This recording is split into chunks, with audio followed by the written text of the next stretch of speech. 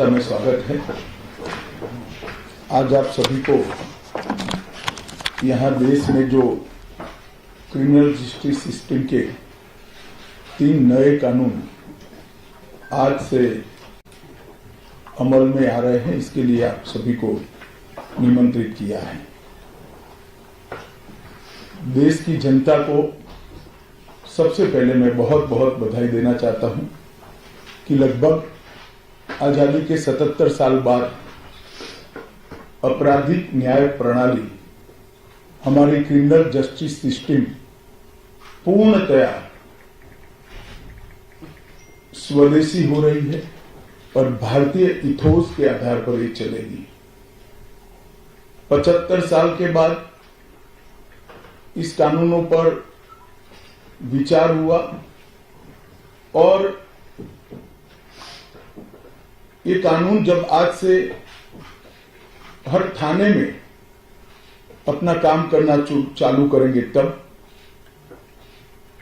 अंग्रेजों के बनाए हुए कानून निरस्त होकर भारत की संसद ने बनाए हुए कानून आए। दंड की जगह न्याय लेगा, देरी की जगह स्पीडी ट्रायल और स्पीडी जस्टिस मिलेगा। और पहले सिर्फ पुलिस के अधिकारों की रक्षा की गई थी, अब पीड़ितों के अधिकारों की रक्षा और जो कंप्लेनेंट है इसके भी अधिकारों की रक्षा करने का काम होगा। तो एक नए नजरिए के साथ ये तीनों कानून आज सुबह से ही, मतलब कल मध्य रात्रि से काम करना शुरू किए हैं। अब इंडियन पिनल कोड, जिसको आईपीसी कहते थे, 1860 से जो कानून था, इसकी जगह बीएनएस भारतीय न्याय संहिता आएगी।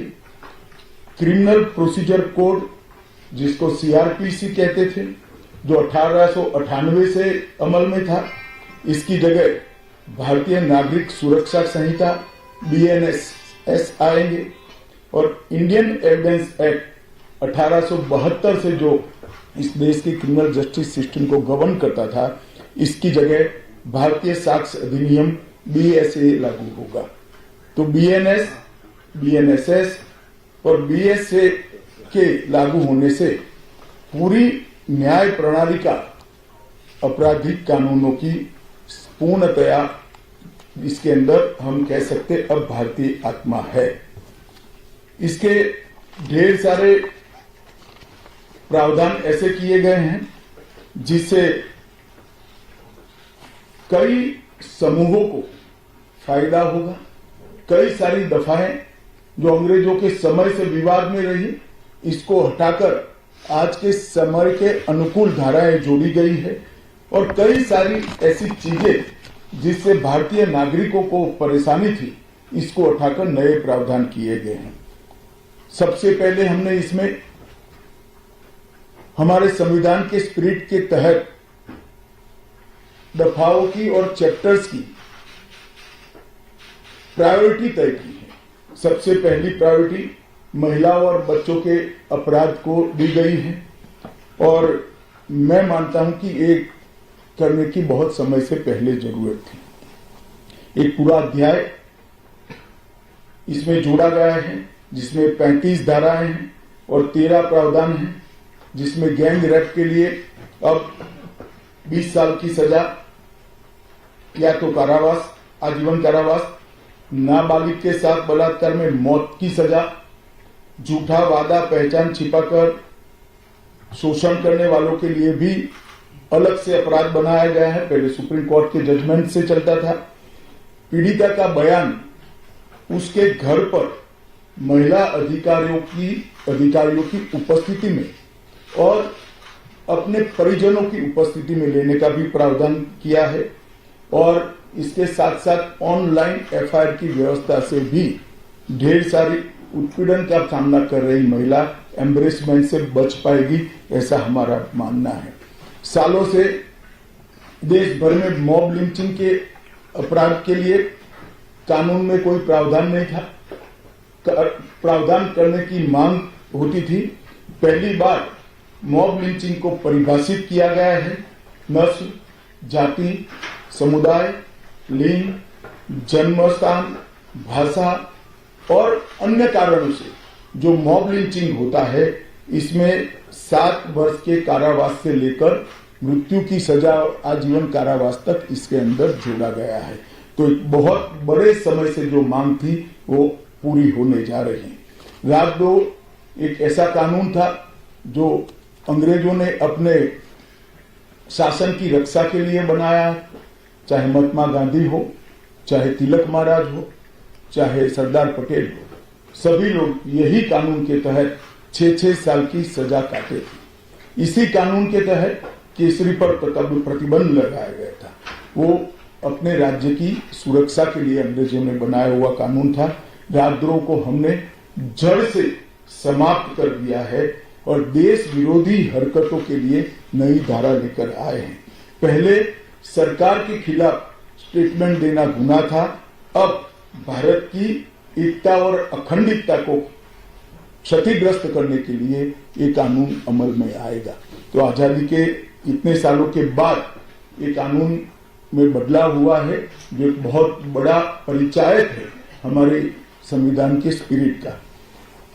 मैं आप सभी के सामने बड़े विश्वास के साथ कहता हूं कि ये तीनों कानूनों के पूर्ण स्पिरिट के साथ देश भर में लागू होने के बाद ये कानून सबसे आधुनिक न्याय प्रणाली का सर्जन करेंगे।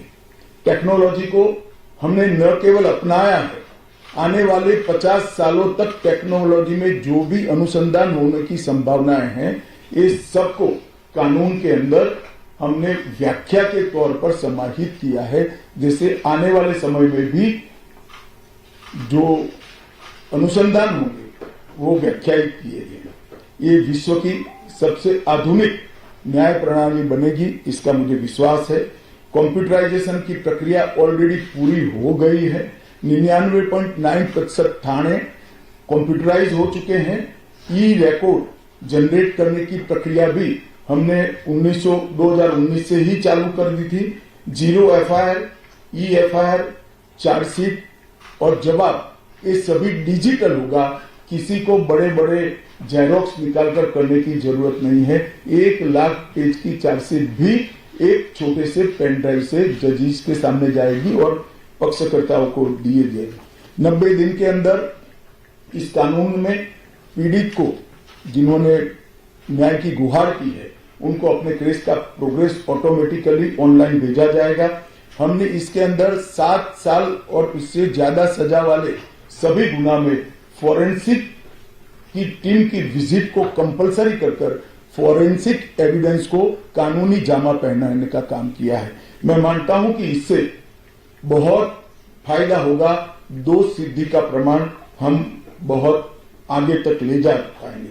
साक्ष्यों की रिकॉर्डिंग और जांच पड़ताल में रिकॉर्डिंग की अनुमति दी है। वीडियोग्राफी को सर्च और सीजर के वक्त पर अनिवार्य किया है, जिससे किसी को फंसाने की कोई साजिश न हो पाए। ई बयान बलात्कार की पीड़िता का या छेड़खानी की पीड़िता का ई बयान को भी कानूनी माना गया है और कोर्ट में ऑडियो वीडियो के माध्यम से पेशी करने का भी प्रावधान हमने किया है। ई पेशी में गवाह, आरोपी, विशेषज्ञ और पीड़ित सभी को कानूनी जामा पहनाने का काम किया है। इसमें जो फॉरेंसिक विजिट को अनिवार्य बनाया गया है, इसको हमने दूरदर्शिता पूर्वक काम कर नेशनल फॉरेंसिक साइंस लेबोरेटरी 2020 में बनाकर इसके लिए ट्रेन मैन पावर का सर्जन का काम ऑलरेडी कर चुके हैं। मुझे पूरा भरोसा है कि 3 साल के बाद इस देश में हर साल 40,000 से ज्यादा ट्रेन मैन पावर का फोर्स हमारी कानूनी क्रिमिनल जस्टिस सिस्टम की सेवा में उपलब्ध होगा। कन्विक्शन का रेशियो इसके माध्यम से 90% तक ले जाने का हमने प्रावधान किया है और फॉरेंसिक इंफ्रास्ट्रक्चर को बढ़ाने के लिए अभी हमारी कैबिनेट ने निर्णय किया है और 9 राज्यों में फॉरेंसिक साइंस यूनिवर्सिटी के कैंपस खोले जाएंगे और 6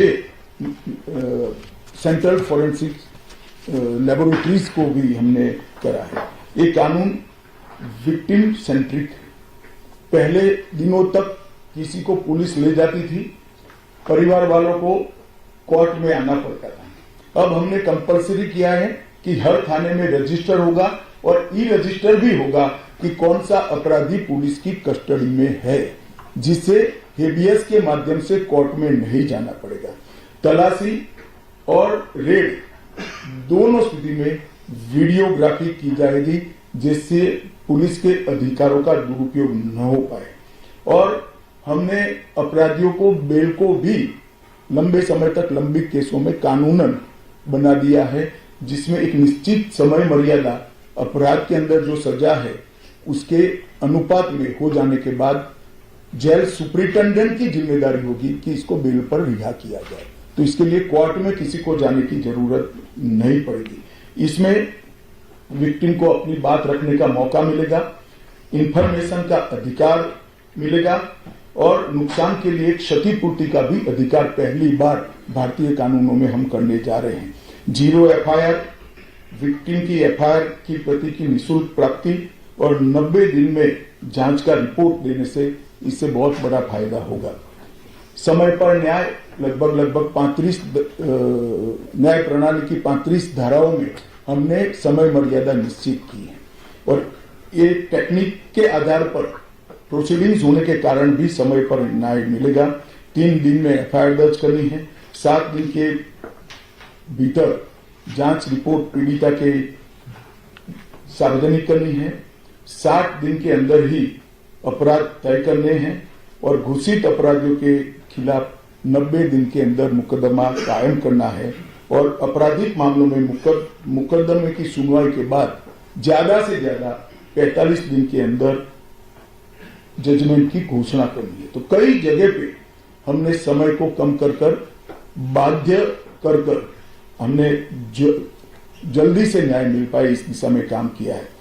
हमने 3 वर्ष से कम कारावास में 60 वर्ष से अधिक उम्र में के लोग जो है इसमें पुलिस अधिकारियों की पूर्व अनुमति अरेस्ट के लिए अनिवार्य करी है।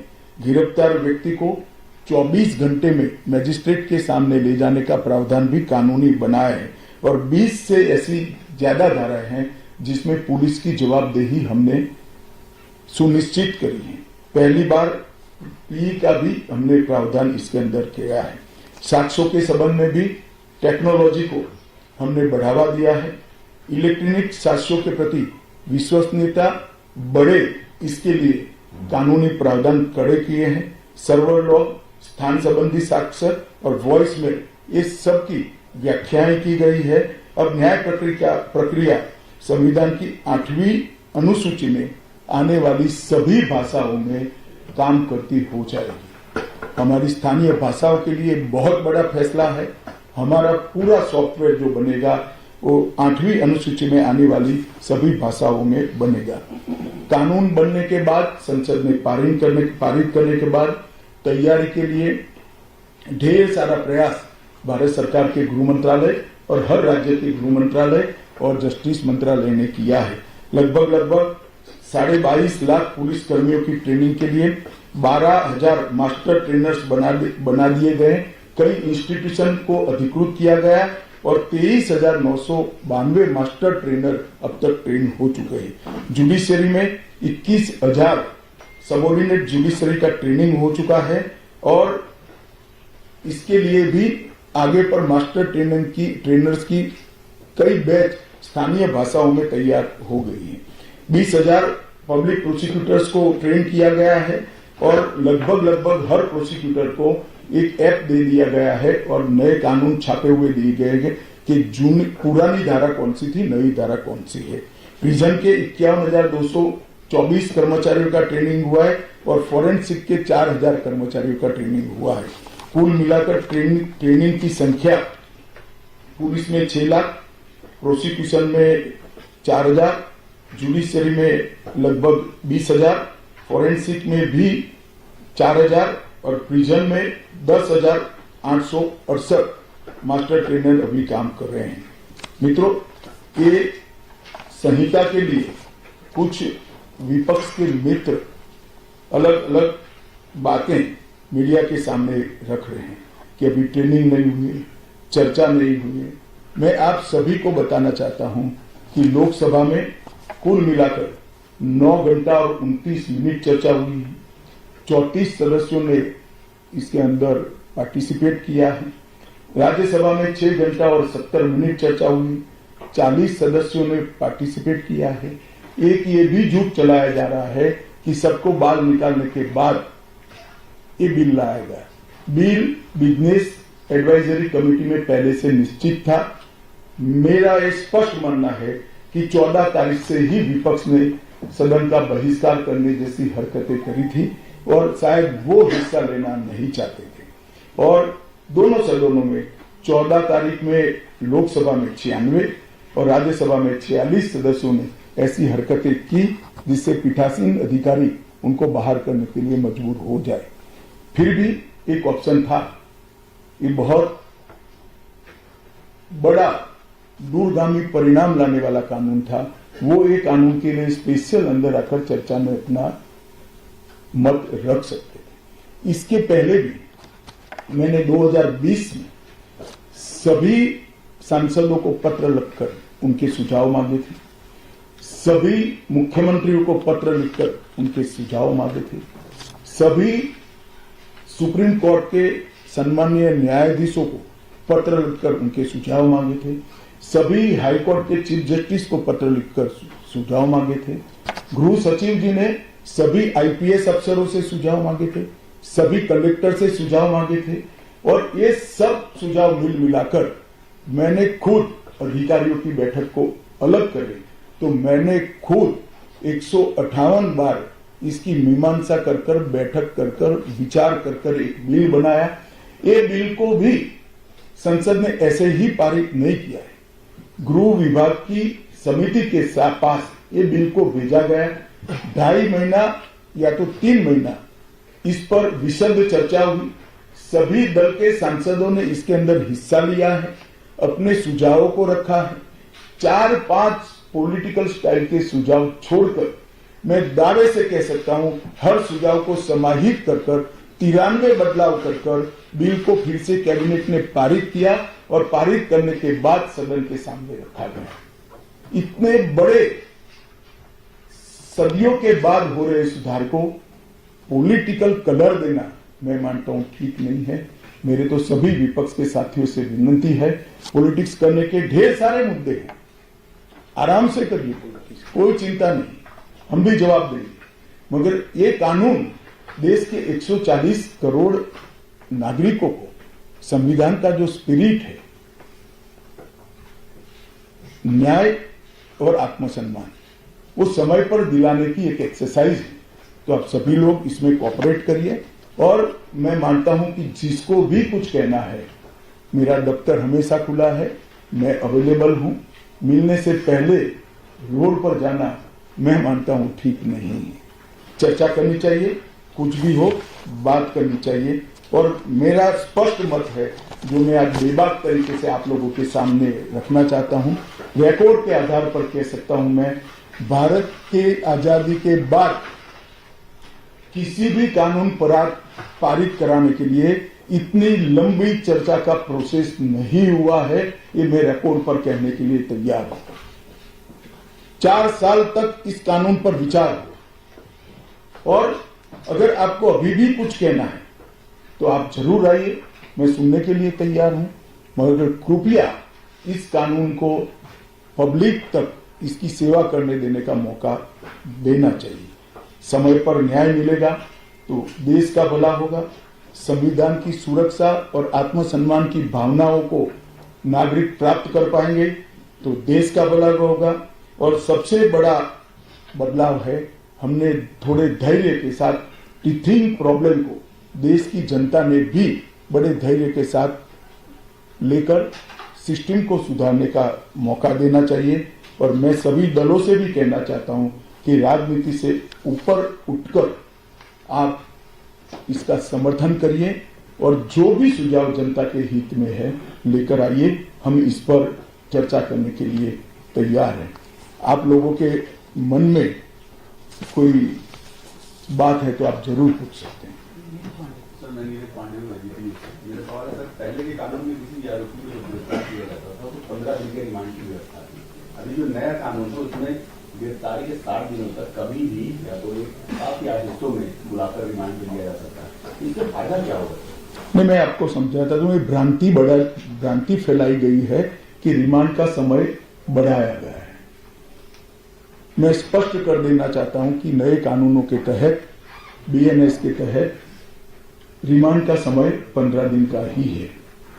मैं आप लोगों के सामने डिटेल में बताना चाहता हूं, आरोपी को आज पुलिस ने कस्टडी में लिया, कोर्ट ने रिमांड दे दिया और आरोपी अस्पताल में भर्ती हो जाता है और 15 दिन तक अस्पताल में रहेगा, तो क्या इसकी पूछताछ नहीं होगी?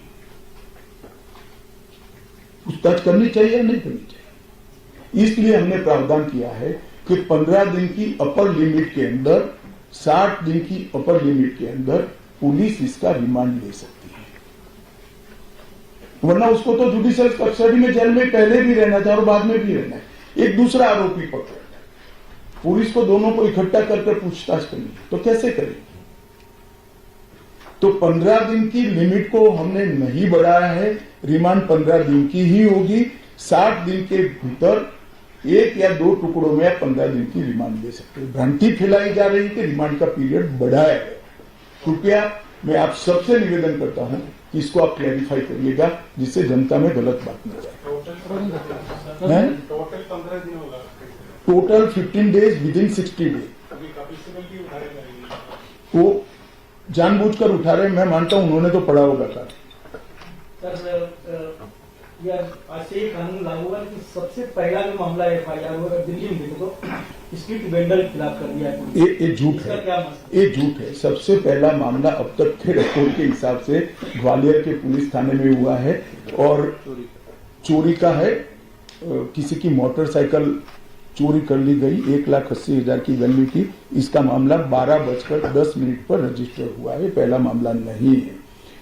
और जो वेंडर के खिलाफ मामला रजिस्टर हुआ, इसका प्रावधान पहले भी था, ये नया प्रावधान नहीं है। पुलिस ने इसका रिव्यू का प्रोविजन का उपयोग करके वो मामले को खारिज कर दिया। आपने तो ये कहा है कि जितने भी लॉज बन रहे हैं शेड्यूल 8 की लैंग्वेजेस में मौजूद हो, पर तमिलनाडु की जो रूलिंग पार्टी है DMK, उनको अपोजिशन और कुछ और पार्टीज का भी नाम हिंदी में क्यों जो पूरे देश में एप्लीकेबल? देखिए, मैं अलग बात कहना चाहिए। एक तो पूरा कानून तमिल में उपलब्ध कराया जाएगा, एक बात समझिए, प्रोसीडिंग तमिल में होगी। अगर नाम के लिए भी आपके मन में कोई विरोध है तो मिलकर करना चाहिए। मुख्यमंत्री जी, सांसद, मुझे तो कोई ना किसी ने मिलने का समय मांगा है, ना कोई मिलने आया है। फिर भी मैं सभी से अपील करता हूं कि जो कुछ भी आपकी ग्रीवेंसेस हैं, या तो ऐसा लगता है कि ये धाराएं जनता की सेवा ठीक से नहीं कर पाई, इसको लेकर मुझे मिलिए। कानूनों का बहिष्कार ये रास्ता नहीं है। पॉलिटिक्स करने के ढेर सारे रास्ते हैं। सर, आपने ये बिल इंट्रोड्यूस किया, उसके बाद ये होम कमेटी में गया, वहाँ पे भी विस्तृत चर्चा हुई, पर विपक्ष में कभी भी जो कुछ नेता है, जो वकील है, वो कह रहे कि इसको सिलेक्ट कमेटी या स्टैंडिंग कमेटी में क्यों नहीं भेजा? इतनी हड़बड़ी क्या थी इस बिल को? नहीं, भेजा ही था, गृह विभाग की संसद की कमेटी में भेजा था, जिसमें सिर्फ चिदम्बरम खुद थे और सबसे ज्यादा हिस्सा लेने वाले सदस्यों में चिदम्बरम साहब थे। और कांग्रेस पार्टी ने पहले चिदम्बरम जी नहीं थे तो उसको रखा स्पेशल। स्पीकर ने अनुमति भी दी कि ठीक है भाई, इनका अनुभव है, लॉयर है, तो असिस्ट करेंगे कमेटी को। क्या फर्क पड़ता है स्टैंडिंग कमेटी? इसमें भी प्रोरेटा मेंबर है, सभी दलों के सदस्य। सर, पीयूष आज तक से बड़ा आरोप लगाया जा रहा है विपक्ष के द्वारा कि सभी कानून ड्रैकोनियन है, और दूसरा ये कि ये कानून के माध्यम से सरकार जो है हिंदुस्तान को एक पुलिस स्टेट में कन्वर्ट करना चाहती है। क्या कहते हैं? देखिए, मैंने आज आपको एक नोट भी गृह विभाग के माध्यम से अधिकृत नोट दिया जाएगा, जो मेरा आप सभी से निवेदन है कि इसको आप कृपया आप सबके अखबार और टीवी चैनल्स के अंदर जनता के लिए रखें। ड्रैकोनियन कानून तो वो थे जिसको हटाया गया है।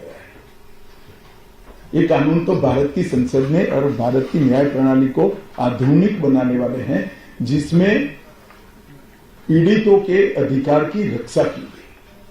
आप मुझे बताइए, पहले दिनों तक कस्टडी में रखने के बाद कोई परिजनों को जवाब नहीं देता था, हेबियस कर सुप्रीम कोर्ट या हाई कोर्ट में आते थे। हमने प्रावधान करा कि ऊपर एक रजिस्टर रखना पड़ेगा कि मेरी कस्टडी में फला फला व्यक्ति है, इससे पुलिस जांच बढ़ेगा या कम होगा। कई सारी कोर्ट में फरियाद आती थी, सब झूठ तो कोर्ट को तय करना होता है, मगर कंप्लेंट्स आती थी कि पुलिस ने ये मेरे घर में रख दिया और मुझ पर आरोप लगा दिया।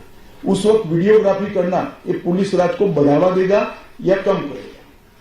24 घंटे में अपराधी को न्यायाधीश के सामने ले जाना ये पुलिस राज को कम करेगा या बढ़ाएगा?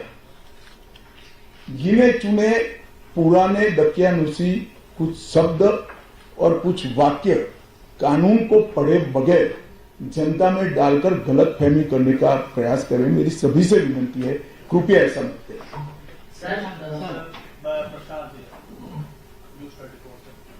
सर मेरा सवाल ये है कि आप जो कंप्लेनेंट एफआईआर लॉन्च करेंगे, एंड रिजल्ट जो उसको जो रेट चाहिए, लंबी लड़ाई होती है, उसमें नीचे जो काम करने वाला सिस्टम का ढांचा तो वही है, उसको कैसे इस पर ऐसा नहीं है, सिस्टम के ढांचे पर कोई समय मर्यादा तय नहीं। अब पुलिस से लेकर जुडिशरी तक सबकी समय मर्यादा तय हुई है और टेक्नोलॉजी का हम उपयोग कर रहे हैं। आप बेंगलुरु गए हो, आपका गवाही का दिन है तो बेंगलुरु से आप गवाही दे सकते हो, कोर्ट में जाने की जरूरत नहीं है। मगर ये पूरी प्रक्रिया को अप्लाई होते होते, टेक्नोलॉजिकल अपग्रेडेशन और सारे होते होते 3 या 4 साल लगेंगे। मैं आपको और आपके माध्यम से देश की जनता को विश्वास दिलाना चाहता हूं कि ये कानूनों के पूर्ण इम्प्लीमेंटेशन के बाद किसी भी एफआईआर का सुप्रीम कोर्ट तक 3 साल के अंदर न्याय मिलने की प्रक्रिया पूरी हो जाएगी, और मैं सोच समझ कर कह रहा हूं।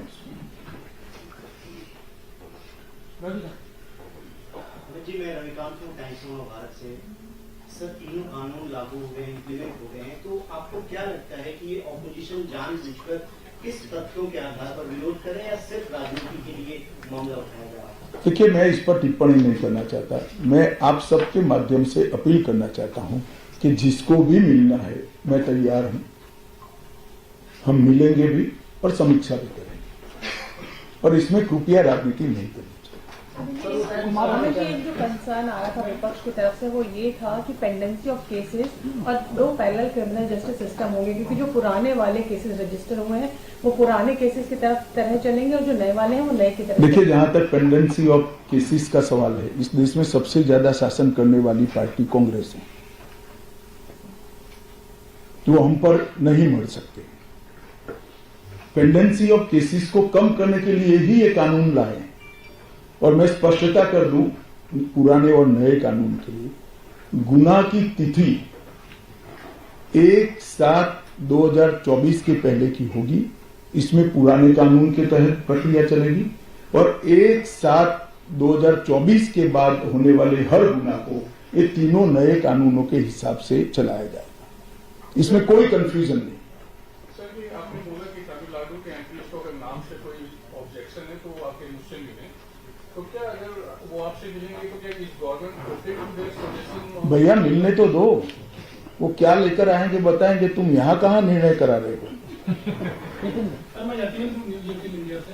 विपक्षी लोग कह रहे हैं कि वो जहाँ उनकी सरकार है वो इस कानून के खिलाफ अपनी विधानसभा में प्रस्ताव पारित करेंगे और राष्ट्रपति तक सुप्रीम कोर्ट में मामला ले जाएंगे। चलो, ये तो लोकतांत्रिक प्रक्रिया है, सबको अपना अपना अधिकार है। सर इसमें एक जो बात कही जा रही है कि टेक्नोलॉजी का इस्तेमाल होगा और हर थाने तक उनको टेक्नोलॉजी दिया जाएगा, लेकिन अभी भी बहुत सब थानों में पहुंचा नहीं है, तो कैसे? देखिए, जहां तक थानों का सवाल है, हम 4 साल से काम कर रहे हैं, पूर्णतया नहीं पहुंचाऊंगा, मैं इस बात को स्वीकार करता हूं। इसीलिए इस कानून में हमने प्रोविजन रखा है कि एक थाना कंप्लीट होता है तो उसको आप नोटिफाइड कर सकते हो, एक कोर्ट कंप्लीट हो जाए तो इसको, फिर पूरी तहसील, फिर पूरा डिस्ट्रिक्ट और फिर पूरा स्टेट, कई सारे स्टेज में इसकी न्यायिक प्रक्रिया को नोटिफाइड करना है। जहां तक बीएनएस का सवाल है, भारतीय न्याय संहिता का सवाल है, दफाई लगाने का सवाल है, ये पूरे देश में लागू हो जाए। एफआईआर के 3 साल के अंदर एफआईआर दर्ज होने के 3 साल के अंदर सुप्रीम कोर्ट में न्याय मिल जाएगा, बोला जाएगा, वो क्लियरिटी मैं आप सभी के माध्यम से देश की जनता को विश्वास दिलाना चाहता हूं कि इस कानून के संपूर्ण इम्प्लीमेंटेशन के बाद और कुछ तकनीकी तैयारियां करनी है, ये तकनीकी तैयारियां होकर थाना और कोर्ट नोटिफाइड होने के बाद किसी भी न्याय मांगने वाले व्यक्ति को एफआईआर की डेट से 3 साल के अंदर सुप्रीम कोर्ट तक न्याय मिल जाएगा, इसका मुझे भरोसा है और कानूनों में इस प्रकार का हमने प्रावधान किया है। सर कितना समय लग जाएगा? दैनिक भास्कर से मुझे इम्प्लीमेंटेशन होने में कितना समय लग जाएगा? देखिए, मैं मानता हूं कि हम 15 अगस्त के पहले सारे यूटी में इसको कंप्लीट कर देंगे। यूटी में दिल्ली भी आता है और उसके बाद हर जिला एक एक तैयार होता जाएगा, वो होता है। इम्प्लीमेंटेशन आप पहले समझ लीजिए, बीएनएस और बीएनएसएस, इसके लिए इम्प्लीमेंटेशन में कुछ तैयारी की जरूरत नहीं है।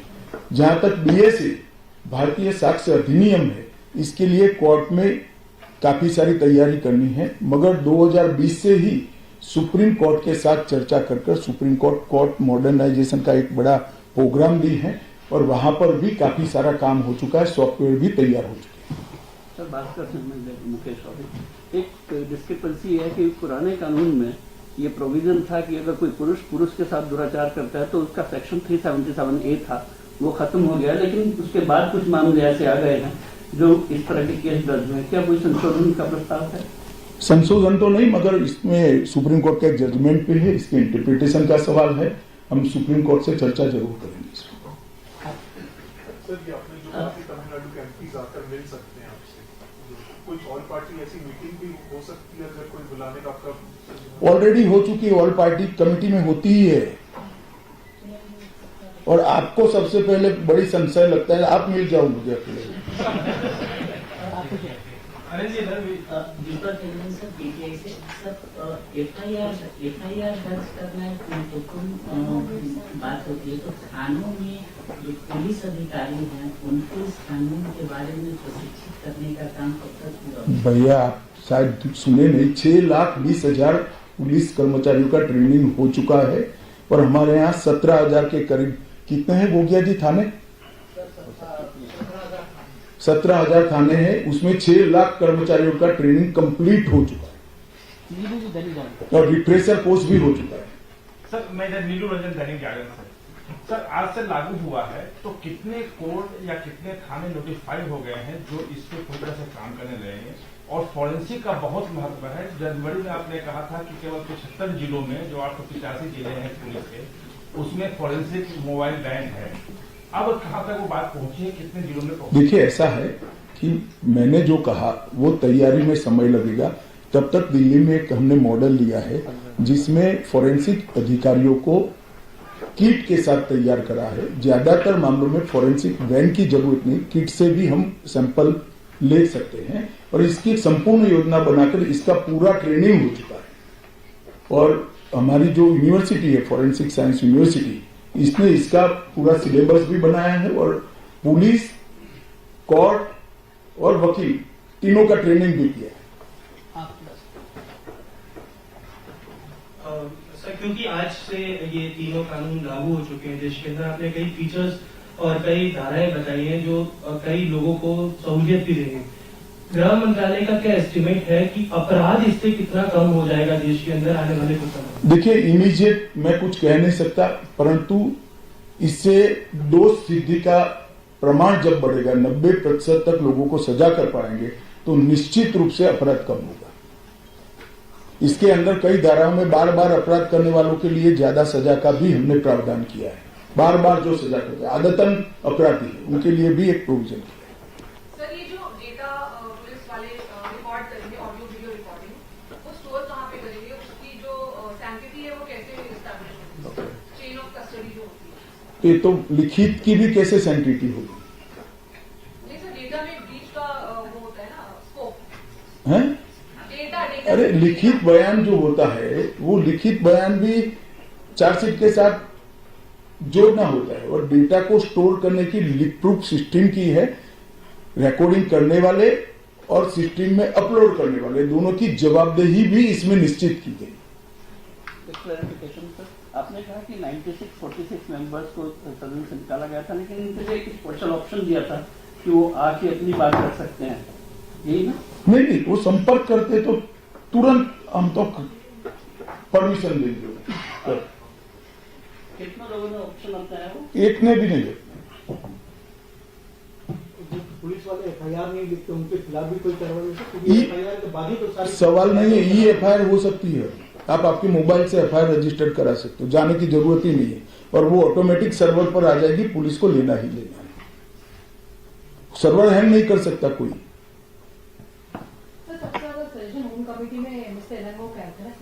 दोनों के, एलंगो के भी थी, चिदम्बरम साहब के भी थे। परसेंटेज मुझे मालूम नहीं, मैं कमेटी का मेंबर नहीं हूं, मगर लगभग 95% से ज्यादा सजेशन मान लिए गए थे। एक छोटा सा डाउट था कि टेरर जो है ये यूएपी आएगा और मकोका जैसे ऑर्गेनाइज्ड क्राइम, इसको करने की जरूरत क्या है?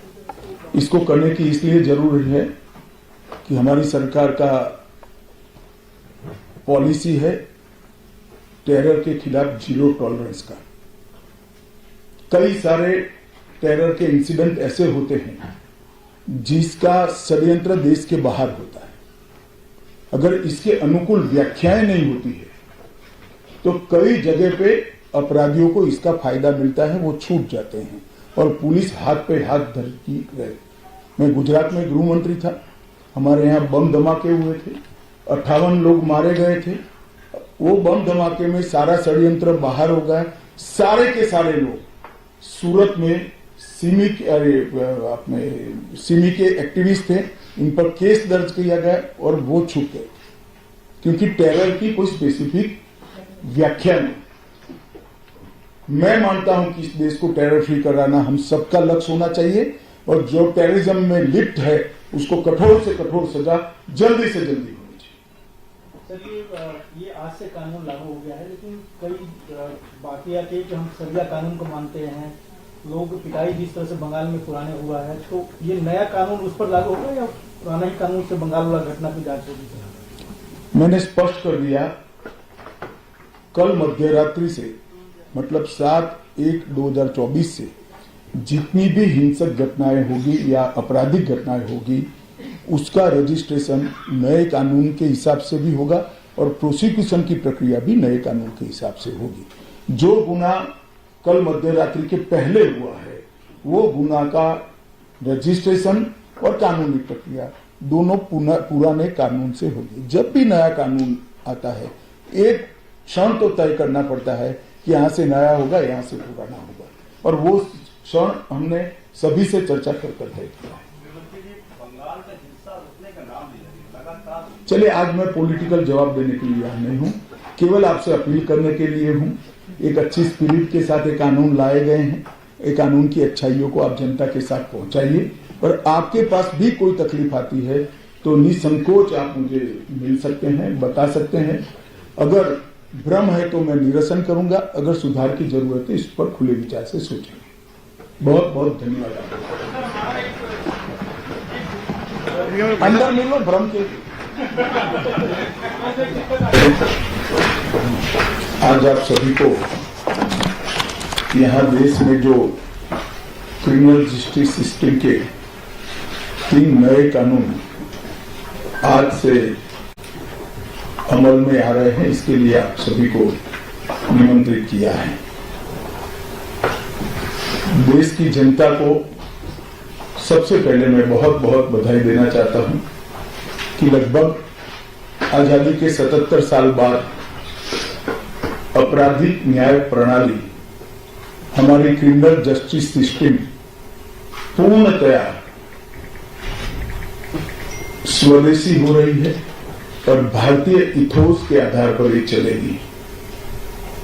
75 साल के बाद इस कानूनों पर विचार हुआ और ये कानून जब आज से हर थाने में अपना काम करना चालू करेंगे तब अंग्रेजों के बनाए हुए कानून निरस्त होकर भारत की संसद ने बनाए हुए कानून आए। दंड की जगह न्याय लेगा, देरी की जगह स्पीडी ट्रायल और स्पीडी जस्टिस मिलेगा। और पहले सिर्फ पुलिस के अधिकारों की रक्षा की गई थी, अब पीड़ितों के अधिकारों की रक्षा और जो कंप्लेनेंट है इसके भी अधिकारों की रक्षा करने का काम होगा। तो एक नए नजरिए के साथ ये तीनों कानून आज सुबह से ही, मतलब कल मध्यरात्रि से काम करना शुरू किए हैं। अब इंडियन पिनल कोड, जिसको आईपीसी कहते थे, 1860 से जो कानून था, इसकी जगह बीएनएस भारतीय न्याय संहिता आएगी। क्रिमिनल प्रोसीजर कोड, जिसको सीआरपीसी कहते थे, जो 1898 से अमल में था, इसकी जगह भारतीय नागरिक सुरक्षा संहिता बीएनएस आएंगे। और इंडियन एविडेंस एक्ट 1872 से जो इस देश की क्रिमिनल जस्टिस सिस्टम को गवर्न करता था, इसकी जगह भारतीय साक्ष्य अधिनियम बीएसए लागू होगा। तो बीएनएस, बीएनएसएस और बीएसए के लागू होने से पूरी न्याय प्रणाली का आपराधिक कानूनों की पूर्णतया इसके अंदर हम कह सकते अब भारतीय आत्मा है। इसके ढेर सारे प्रावधान ऐसे किए गए हैं जिससे कई समूहों को फायदा होगा। कई सारी दफाएं जो अंग्रेजों के समय से विवाद में रही, इसको हटाकर आज के समय के अनुकूल धाराएं जोड़ी गई है। और कई सारी ऐसी चीजें जिससे भारतीय नागरिकों को परेशानी थी, इसको हटाकर नए प्रावधान किए गए हैं। सबसे पहले हमने इसमें हमारे संविधान के स्पिरिट के तहत दफाओं की और चैप्टर्स की प्रायोरिटी तय की है। सबसे पहली प्रायोरिटी महिलाओं और बच्चों के अपराध को दी गई है, और मैं मानता हूं कि एक करने की बहुत समय से पहले जरूरत थी। एक पूरा अध्याय इसमें जोड़ा गया है जिसमें 35 धाराएं हैं और 13 प्रावधान हैं, जिसमें गैंग रेप के लिए अब 20 साल की सजा या तो कारावास, आजीवन कारावास, नाबालिग के साथ बलात्कार में मौत की सजा, झूठा वादा पहचान छिपाकर शोषण करने वालों के लिए भी अलग से अपराध बनाया गया है। पहले सुप्रीम कोर्ट के जजमेंट से चलता था। पीड़िता का बयान उसके घर पर महिला अधिकारियों की उपस्थिति में और अपने परिजनों की उपस्थिति में लेने का भी प्रावधान किया है। और इसके साथ साथ ऑनलाइन एफआईआर की व्यवस्था से भी ढेर सारी उत्पीड़न का सामना कर रही महिला एम्ब्रेसमेंट से बच पाएगी, ऐसा हमारा मानना है। सालों से देश भर में मॉब लिंचिंग के अपराध के लिए कानून में कोई प्रावधान नहीं था। प्रावधान करने की मांग होती थी। पहली बार मॉब लिंचिंग को परिभाषित किया गया है। नस्ल, जाति, समुदाय, लिंग, जन्मस्थान, भाषा और अन्य कारणों से जो मॉब लिंचिंग होता है, इसमें 7 वर्ष के कारावास से लेकर मृत्यु की सजा और आजीवन कारावास तक इसके अंदर जोड़ा गया है। तो बहुत बड़े समय से जो मांग थी वो पूरी होने जा रही है। राजद्रोह एक ऐसा कानून था जो अंग्रेजों ने अपने शासन की रक्षा के लिए बनाया। चाहे महात्मा गांधी हो, चाहे तिलक महाराज हो, चाहे सरदार पटेल हो, सभी लोग यही कानून के तहत 6-6 साल की सजा काटे। इसी कानून के तहत केसरी पर प्रतिबंध लगाया गया था। वो अपने राज्य की सुरक्षा के लिए अंग्रेजों ने बनाया हुआ कानून था। राजद्रोह को हमने जड़ से समाप्त कर दिया है और देश विरोधी हरकतों के लिए नई धारा लेकर आए हैं। पहले सरकार के खिलाफ स्टेटमेंट देना गुनाह था, अब भारत की एकता और अखंडता को क्षतिग्रस्त करने के लिए ये कानून अमल में आएगा। तो आजादी के इतने सालों के बाद ये कानून में बदलाव हुआ है, जो एक बहुत बड़ा परिचायक है हमारे संविधान के स्पिरिट का। मैं आप सभी के सामने बड़े विश्वास के साथ कहता हूं कि ये तीनों कानूनों के पूर्ण स्पिरिट के साथ देश भर में लागू होने के बाद ये कानून सबसे आधुनिक न्याय प्रणाली का सर्जन करेंगे। टेक्नोलॉजी को हमने न केवल अपनाया है, आने वाले 50 सालों तक टेक्नोलॉजी में जो भी अनुसंधान होने की संभावनाएं हैं, इस सबको कानून के अंदर हमने व्याख्या के तौर पर समाहित किया है, जैसे आने वाले समय में भी जो अनुसंधान होंगे वो व्याख्यायित किए गए। ये विश्व की सबसे आधुनिक न्याय प्रणाली बनेगी, इसका मुझे विश्वास है। कंप्यूटराइजेशन की प्रक्रिया ऑलरेडी पूरी हो गई है। 99.9% थाने कंप्यूटराइज हो चुके हैं। ई रिकॉर्ड जनरेट करने की प्रक्रिया भी हमने 2019 से ही चालू कर दी थी। 0 FIR, ई FIR, चार्जशीट और जवाब, ये सभी डिजिटल होगा। किसी को बड़े बड़े जेरोक्स निकालकर करने की जरूरत नहीं है। 1 लाख पेज की चार्जशीट भी एक छोटे से पेन ड्राइव से जजेस के सामने जाएगी और पक्षकर्ताओं को दिए जाएगी। 90 दिन के अंदर इस कानून में पीड़ित को, जिन्होंने न्याय की गुहार की है, उनको अपने केस का प्रोग्रेस ऑटोमेटिकली ऑनलाइन भेजा जाएगा। हमने इसके अंदर 7 साल और उससे ज्यादा सजा वाले सभी गुना में फॉरेंसिक की टीम की विजिट को कंपलसरी कर फॉरेंसिक एविडेंस को कानूनी जामा पहनाने का काम किया है। मैं मानता हूं कि इससे बहुत फायदा होगा। दोष सिद्धि का प्रमाण हम बहुत आगे तक ले जा पाएंगे। साक्ष्यों की रिकॉर्डिंग और जांच पड़ताल में रिकॉर्डिंग की अनुमति दी है। वीडियोग्राफी को सर्च और सीजर के वक्त पर अनिवार्य किया है, जिससे किसी को फंसाने की कोई साजिश न हो पाए। ई बयान बलात्कार की पीड़िता का या छेड़खानी की पीड़िता का ई बयान को भी कानूनी माना गया है और कोर्ट में ऑडियो वीडियो के माध्यम से पेशी करने का भी प्रावधान हमने किया है। ई पेशी में गवाह, आरोपी, विशेषज्ञ और पीड़ित सभी को कानूनी जामा पहनाने का काम किया है।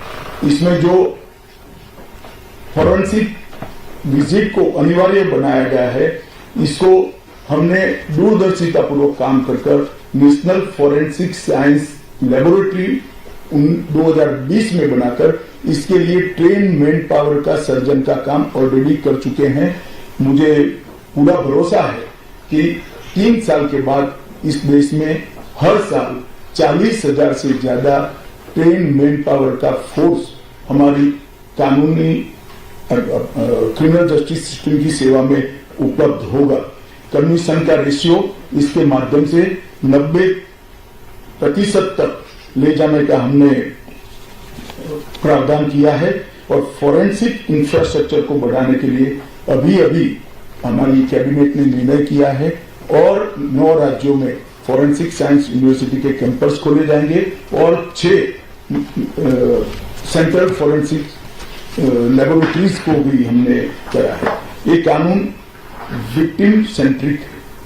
पहले दिनों तक किसी को पुलिस ले जाती थी, परिवार वालों को कोर्ट में आना पड़ता था। अब हमने कंपलसरी किया है कि हर थाने में रजिस्टर होगा और ई रजिस्टर भी होगा कि कौन सा अपराधी पुलिस की कस्टडी में है, जिससे हेबियस के माध्यम से कोर्ट में नहीं जाना पड़ेगा।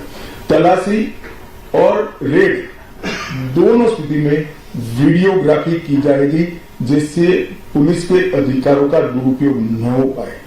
और हमने अपराधियों को बेल को भी लंबे समय तक लंबित केसों में कानूनन बना दिया है, जिसमें एक निश्चित समय मर्यादा अपराध के अंदर जो सजा है उसके अनुपात में हो जाने के बाद जेल सुपरिटेंडेंट की जिम्मेदारी होगी कि इसको बेल पर रिहा किया जाए। तो इसके लिए कोर्ट में किसी को जाने की जरूरत नहीं पड़ेगी। इसमें विक्टिम को अपनी बात रखने का मौका मिलेगा, इंफॉर्मेशन का अधिकार मिलेगा और नुकसान के लिए क्षतिपूर्ति का भी अधिकार पहली बार भारतीय कानूनों में हम करने जा रहे हैं। 0 FIR, विक्टिम की FIR की प्रति की निःशुल्क प्राप्ति, और 90 दिन में जांच का रिपोर्ट देने से इससे बहुत बड़ा फायदा होगा। समय पर न्याय लगभग 35 न्याय प्रणाली की 35 धाराओं में हमने समय मर्यादा निश्चित की है और ये टेक्निक के आधार पर प्रोसीडिंग्स होने के कारण भी समय पर न्याय मिलेगा।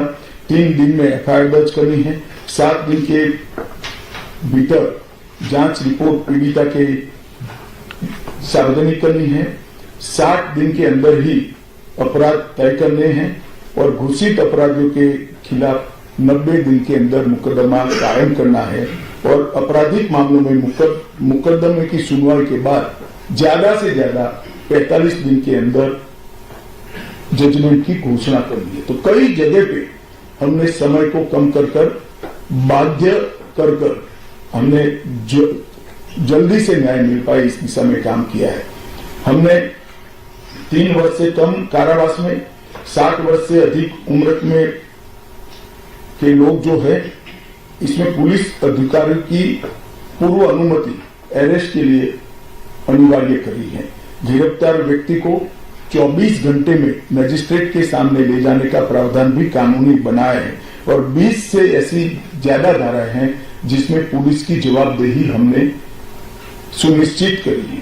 पहली बार पीई का भी हमने प्रावधान इसके अंदर किया है। साक्ष्यों के संबंध में भी टेक्नोलॉजी को हमने बढ़ावा दिया है।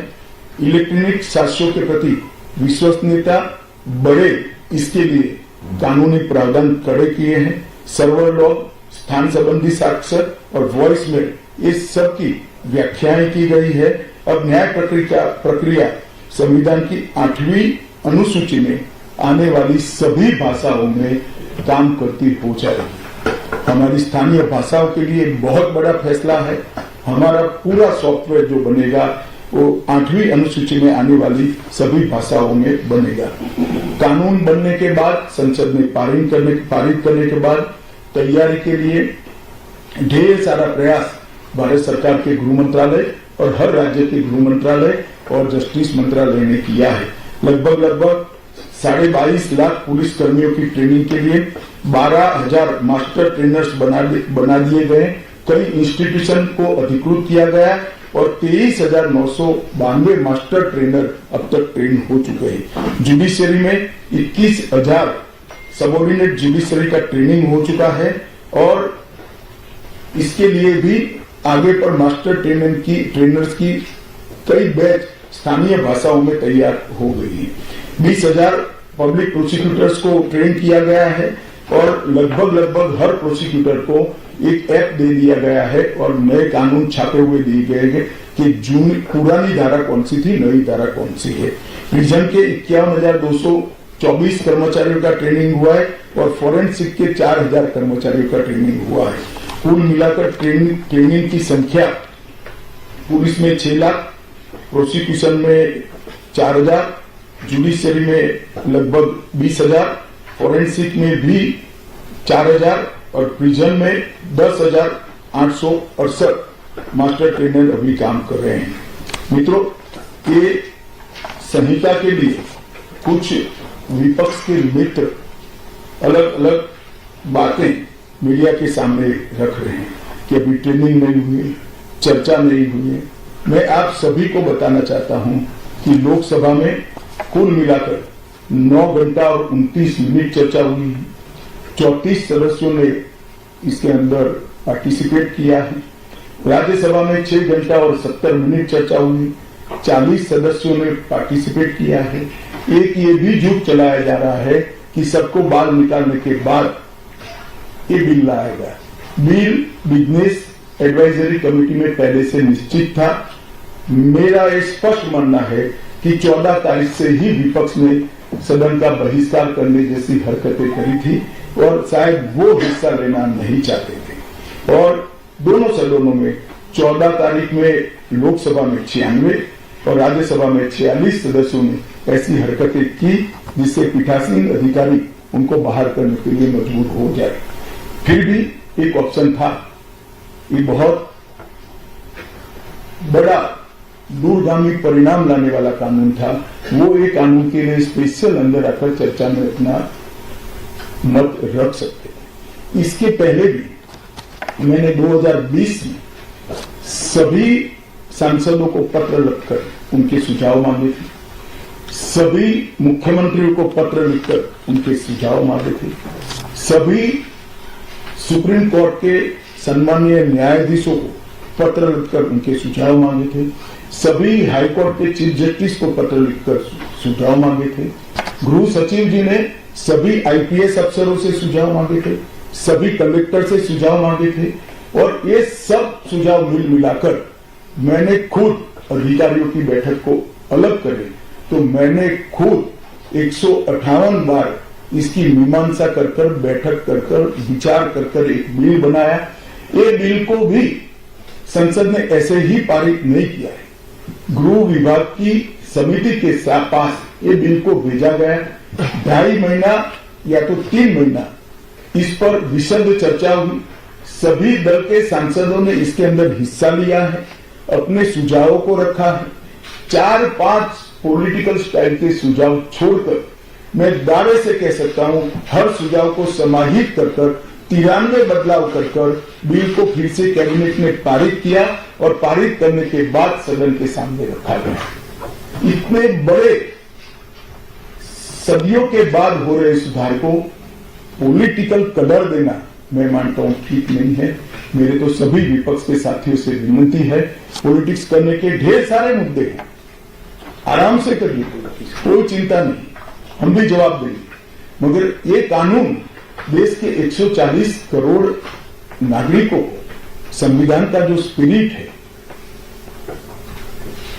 न्याय और आत्मसम्मान, वो समय पर दिलाने की एक एक्सरसाइज है। तो आप सभी लोग इसमें कोऑपरेट करिए और मैं मानता हूं कि जिसको भी कुछ कहना है, मेरा दफ्तर हमेशा खुला है, मैं अवेलेबल हूं। मिलने से पहले रोड पर जाना मैं मानता हूं ठीक नहीं। चर्चा करनी चाहिए, कुछ भी हो बात करनी चाहिए, और मेरा स्पष्ट मत है जो मैं आज बेबाक तरीके से आप लोगों के सामने रखना चाहता हूं, रिकॉर्ड के आधार पर कह सकता हूं मैं, भारत के आजादी के बाद किसी भी कानून पारित कराने के लिए इतनी लंबी चर्चा का प्रोसेस नहीं हुआ है, ये मैं रिकॉर्ड पर कहने के लिए तैयार हूं। 4 साल तक इस कानून पर विचार हो, और अगर आपको अभी भी कुछ कहना है तो आप जरूर आइए, मैं सुनने के लिए तैयार हूं, मगर कृपया इस कानून को पब्लिक तक इसकी सेवा करने देने का मौका देना चाहिए। समय पर न्याय मिलेगा तो देश का भला होगा, संविधान की सुरक्षा और आत्मसम्मान की भावनाओं को नागरिक प्राप्त कर पाएंगे तो देश का भला होगा। और सबसे बड़ा बदलाव है, हमने थोड़े धैर्य के साथ टीथिंग प्रॉब्लम को देश की जनता ने भी बड़े धैर्य के साथ लेकर सिस्टम को सुधारने का मौका देना चाहिए। और मैं सभी दलों से भी कहना चाहता हूं कि राजनीति से ऊपर उठकर आप इसका समर्थन करिए और जो भी सुझाव जनता के हित में है लेकर आइए, हम इस पर चर्चा करने के लिए तैयार हैं। आप लोगों के मन में कोई बात है तो आप जरूर पूछ सकते हैं। सर, मैं नीरज पांडे हूँ। मेरा सवाल है, सर, पहले के कानून में किसी आरोपी को गिरफ्तार किया जाता था तो 15 दिन के रिमांड की व्यवस्था थी। अभी जो नया कानून था उसमें गिरफ्तारी के 60 दिनों तक कभी भी या तो काफी हिस्सों में बुलाकर रिमांड लिया जा सकता है। इससे फायदा क्या होगा? मैं आपको समझाता हूँ, भ्रांति फैलाई गई है कि रिमांड का समय बढ़ाया गया है।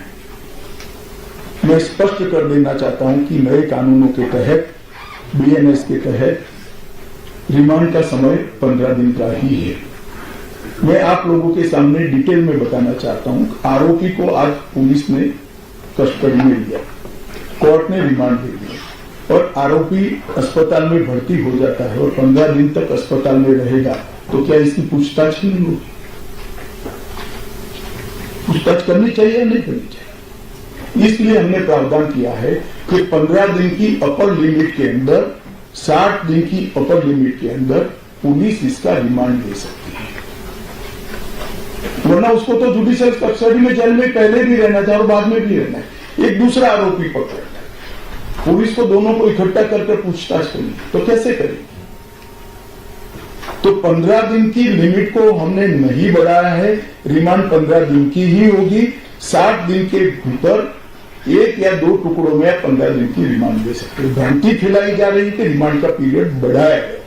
कृपया मैं आप सबसे निवेदन करता हूं कि इसको आप क्लैरिफाई करिएगा, जिससे जनता में गलत बात न जाए। टोटल 15 दिन होगा। Total 15 days within 60 days. तो जानबूझकर उठा रहे, मैं मानता हूं उन्होंने तो पढ़ा होगा था। सर यह आज से कानून लागू हुआ, कि सबसे पहला जो मामला FIR हुआ दिल्ली में देख लो, स्ट्रीट वेंडर के खिलाफ कर दिया है। ये झूठ है, ये झूठ है। सबसे पहला मामला अब तक के रिकॉर्ड के हिसाब से ग्वालियर के पुलिस थाने में हुआ है और चोरी का है। किसी की मोटरसाइकिल चोरी कर ली गई, 1,80,000 की जमी थी। इसका मामला 12:10 पर रजिस्टर हुआ है, पहला मामला नहीं है। और जो वेंडर के खिलाफ मामला रजिस्टर हुआ, इसका प्रावधान पहले भी था, ये नया प्रावधान नहीं है। पुलिस ने इसका रिव्यू का प्रोविजन का उपयोग करके वो मामले को खारिज कर दिया। आपने तो ये कहा है कि जितने भी लॉस बन रहे हैं शेड्यूल 8 की लैंग्वेजेस में मौजूद हो, पर तमिलनाडु की जो रूलिंग पार्टी है DMK, उनको अपोजिशन और कुछ और पार्टी का भी नाम हिंदी में क्यों, जो पूरे देश में एक्टिव। देखिए, मैं अलग बात कहना चाहता हूँ। एक तो पूरा कानून तमिल में उपलब्ध कराया जाए, एक बात समझिए, प्रोसीडिंग तमिल में होगी। अगर नाम के लिए भी आपके मन में कोई विरोध है तो मिलकर करना चाहिए। मुख्यमंत्री जी, सांसद, मुझे तो कोई ने ना किसी ने मिलने का समय मांगा है, ना कोई मिलने आया है।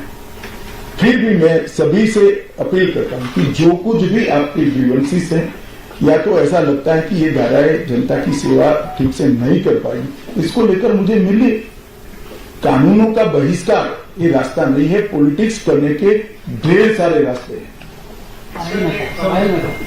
सर, आपने ये बिल इंट्रोड्यूस किया, उसके बाद ये होम कमेटी में गया, वहाँ पे भी विस्तृत चर्चा हुई, पर विपक्ष में कभी भी जो कुछ नेता है, जो वकील है, वो कह रहे कि इसको सिलेक्ट कमेटी या स्टैंडिंग कमेटी में क्यों नहीं भेजा, इतनी हड़बड़ी क्या थी इस बिल को? हमें भेजा ही था, गृह विभाग की संसद की कमेटी में भेजा था, जिसमें सिर्फ चिदम्बरम खुद थे और सबसे ज्यादा हिस्सा लेने वाले सदस्यों में चिदम्बरम साहब थे। और कांग्रेस पार्टी ने पहले चिदम्बरम जी नहीं थे तो उसको रखा स्पेशल। स्पीकर ने अनुमति भी दी कि ठीक है भाई, इनका अनुभव है, लॉयर है, तो असिस्ट करेंगे कमेटी को। क्या फर्क पड़ता है स्टैंडिंग कमेटी, इसमें भी प्रोरेटा मेंबर है, सभी दलों के सदस्य। सर, पीयूष आज तक से बड़ा आरोप लगाया जा रहा है विपक्ष के द्वारा कि ये सभी कानून ड्रैकोनियन है, और दूसरा ये कि ये कानून के माध्यम से सरकार जो है हिंदुस्तान को एक पुलिस स्टेट में कन्वर्ट करना चाहती है। देखिए, मैंने आज आपको एक नोट भी गृह विभाग के माध्यम से अधिकृत नोट दिया जाएगा, जो मेरा आप सभी से निवेदन है कि इसको आप कृपया आप सबके अखबार और टीवी चैनल्स के अंदर जनता के लिए रखें। ड्रैकोनियन कानून तो वो थे जिसको हटाया गया है। ये कानून तो भारत की संसद में और भारत की न्याय प्रणाली को आधुनिक बनाने वाले हैं, जिसमें पीड़ितों के अधिकार की रक्षा की। आप मुझे बताइए, पहले दिनों तक कस्टडी में रखने के बाद कोई परिजनों को जवाब नहीं देता था, हेबियस कर सुप्रीम कोर्ट या हाई कोर्ट में आते थे। हमने प्रावधान करा कि ऊपर एक रजिस्टर रखना पड़ेगा कि मेरी कस्टडी में फला फला व्यक्ति है। इससे पुलिस जांच बढ़ेगा या कम होगा। कई सारी कोर्ट में फरियाद आती थी, सब झूठ तो कोर्ट को तय करना होता है, मगर कंप्लेंट्स आती थी कि पुलिस ने ये मेरे घर में रख दिया और मुझ पर आरोप लगा दिया। उस वक्त वीडियोग्राफी करना ये पुलिस राज को बढ़ावा देगा या कम करेगा? 24 घंटे में अपराधी को न्यायाधीश के सामने ले जाना ये पुलिस राज को कम करेगा या बढ़ाएगा? गिने चुने पुराने दकियानुसी कुछ शब्द और कुछ वाक्य कानून को पढ़े बगैर जनता में डालकर गलत फहमी करने का प्रयास करें। मेरी सभी से विनती है, कृपया ऐसा मत करें। सर, मेरा सवाल ये है कि आप जो कंप्लेनेंट FIR एंड रिजल्ट जो उसको जो डेट चाहिए, लंबी लड़ाई होती है, उसके नीचे जो काम करने वाला सिस्टम का ढांचा तो वही है, उसको कैसे कर दिया? ऐसा नहीं है, सिस्टम के ढांचे पर कोई समझ में रहता तय नहीं। अब पुलिस से लेकर जुडिशरी तक सबकी समय मर्यादा तय हुई है और टेक्नोलॉजी का हम उपयोग कर रहे हैं। आप बेंगलुरु गए हो, आपका गवाही का दिन है तो बेंगलुरु से आप गवाही दे सकते हो, कोर्ट में जाने की जरूरत नहीं है। मगर ये पूरी प्रक्रिया को अप्लाई होते होते, टेक्नोलॉजिकल अपग्रेडेशन और सारे होते होते 3 या 4 साल लगेंगे। मैं आपको और आपके माध्यम से देश की जनता को विश्वास दिलाना चाहता हूं कि ये कानूनों के पूर्ण इम्प्लीमेंटेशन के बाद किसी भी एफआईआर का सुप्रीम कोर्ट तक 3 साल के अंदर न्याय मिलने की प्रक्रिया पूरी हो जाएगी। और मैं सोच समझ कर कह रहा हूं।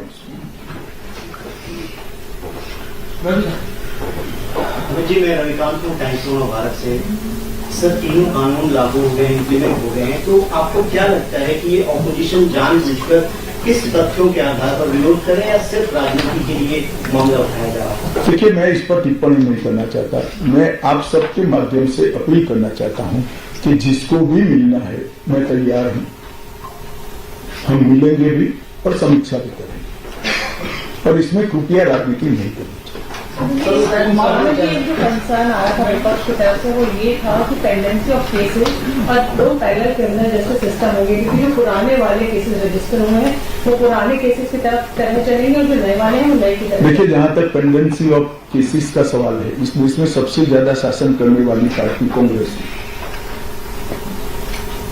वो हम पर नहीं मर सकते।